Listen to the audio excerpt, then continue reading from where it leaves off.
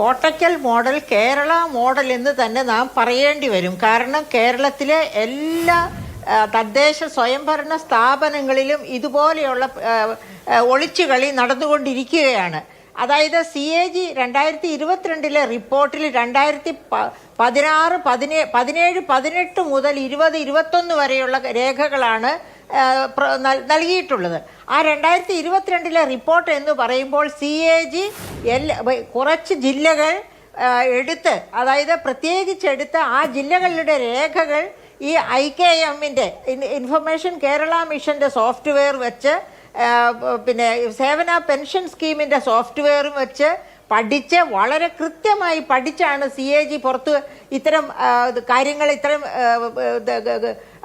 Double പേയ്മെൻറ്റോ triple പേയ്മെൻറ്റോ നടത്തുന്നു എന്നുള്ള കാര്യം പുറത്തു കൊണ്ടുവന്നിട്ടുള്ളത്. അത് ഗവൺമെൻറ്റിൻ്റെ കസ്റ്റഡിയിലുണ്ട് ആ രേഖകൾ. അത് വെച്ച്, അതായത് CAG പറയുന്ന പല കാര്യങ്ങളും ഉണ്ട് മാധു. ഈ ഇന്റേണൽ ഓഡിറ്റിംഗ് തദ്ദേശ സ്വയംഭരണ സ്ഥാപനങ്ങളിൽ വേണ്ട പോലെ നടത്തുന്നില്ല. അതുപോലെ സംസ്ഥാന ഗവൺമെന്റും ഇന്റേണൽ ഓഡിറ്റിംഗ് നടത്തുന്നില്ല.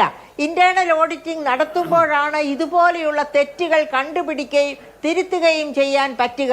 എന്തുകൊണ്ട് ഗവൺമെന്റും തദ്ദേശ സ്വയംഭരണ സ്ഥാപനങ്ങളും ഇന്റേണൽ ഓഡിറ്റിംഗ് തടയുന്നതിന്റെ കാരണം ഇതുപോലെയുള്ള കള്ളക്കളികൾ, വകമാറ്റലുകൾ, ധൂർത്തുകൾ എല്ലാം നടക്കുകയാണ്.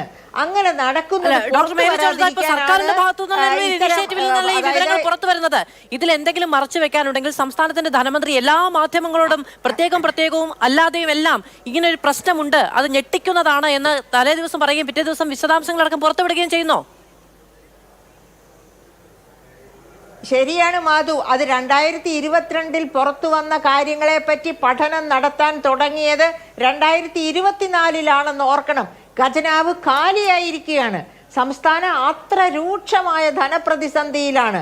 അത്തരം ഒരു സാഹചര്യത്തിലാണ് ഇങ്ങനെ ഒരു കെടുകാര്യസ്ഥത ചൂണ്ടിക്കാണിക്കപ്പെടുന്നല്ലോ എന്ന് വിചാരിച്ച് ധനമന്ത്രി ബാലഗോപാൽ ഈ അന്വേഷണത്തിന് ഇറങ്ങുന്നത്. 2 വർഷം മുൻപേ CAG റിപ്പോർട്ട് പുറത്തു വന്നപ്പോൾ തന്നെ ഈ പഠനം നടത്തിയിരുന്നെങ്കിൽ എത്രയോ വലിയ ഒരു തുക ഇതുപോലെ നഷ്ടപ്പെടാതെ ഖജനാവിൽ തിരിച്ചെത്തുമായിരുന്നു എന്നും കൂടി നമ്മൾ ഓർക്കണം. അത് മാത്രമല്ല പിന്നെ മധു, എനിക്ക് ഒരു കാര്യം കൂടി പറയാനുണ്ട്. വിജിലൻസ് അന്വേഷണം നടത്തുകയും കണ്ടുപിടിക്കുകയും ചെയ്തു കഴിഞ്ഞാൽ കൃത്യമായിട്ട് ഇതുപോലെ സർവീസിൽ ഇരുന്നു കൊണ്ട് ഉയർന്ന വേതനം പറ്റിക്കൊണ്ടിരിക്കുന്നവർ ഇതുപോലെ കൈയിട്ട് വാരിയിട്ടുണ്ടെങ്കിൽ അവരെ എല്ലാം ക്രിമിനൽ കുറ്റമായി കണ്ട് സേവന സർവീസിൽ നിന്ന് പിരിച്ചുവിടണം. അതൊരു വാർണിംഗ് ആകണം ഇനി സർവീസിൽ വരാനിരിക്കുന്നവർക്കും സർവീസിൽ ഇരിക്കുന്നവർക്കും. കാരണം ഇതുപോലെ, അതായത് സമൂഹത്തിന്റെ നേരെ എങ്ങനെ ജാള്യതയില്ലാതെ ഇവർക്ക് നോക്കാനൊക്കെ പാവപ്പെട്ട